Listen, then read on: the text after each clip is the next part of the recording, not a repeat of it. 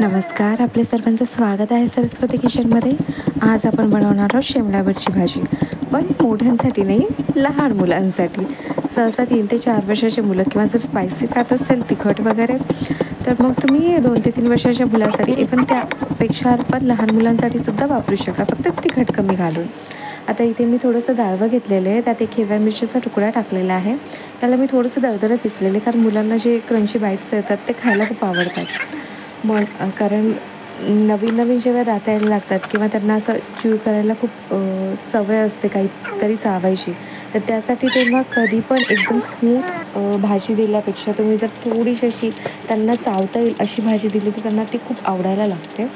त्यामुळे आता इथे आपण कढई घेतलेली, त्यामध्ये थोडंसं तूप घातलेलं आहे. तूप घेतल्याच्यानंतर यामध्ये आपण मोहरी घातलेली आहे तडतडायला. मोहरी तडतडली की त्यामध्ये एक अर्धा कांदा चिरून घातलेला आहे. त्याला थोडंसं आपल्याला लालसर रंगावर परतून घ्यायचं, फार लाल नाही करायचा, थोडासा सॉफ्ट गुलाबी रंग. त्यानंतर इथे मी अद्रक लसूणची पेस्ट घातलेली आहे. याने चव पण येते आणि पचायला सुद्धा मदत राहते. हे त्यासाठी आता इथे आपल्याला शिमला मिर्च टाकायचे.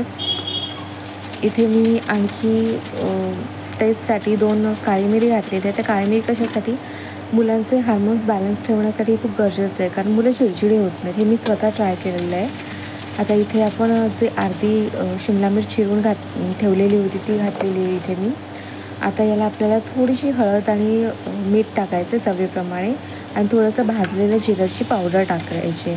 त्याने काय होतं, एक वेगळाच फ्लेवर येतो आणि छान लागतं मुलांना खायला, आणि पचायलासुद्धा मदत होते. आता इथे आपलं छान लालसर परतून झालेलं आहे.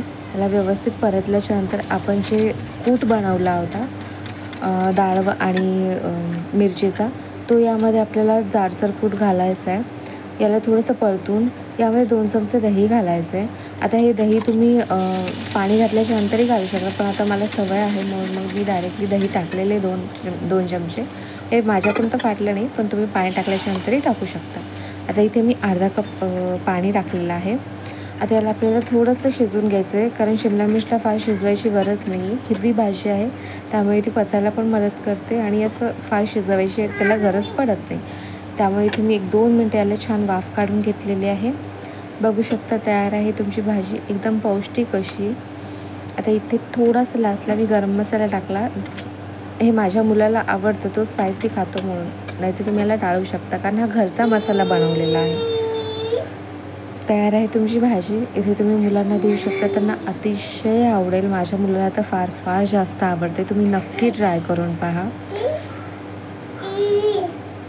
रेसिपी आवडली असेल तर लाईक करा, शेअर करा, सबस्क्राईब करा. प्लीज कॉमेंट करून सांगा. थँक्यू.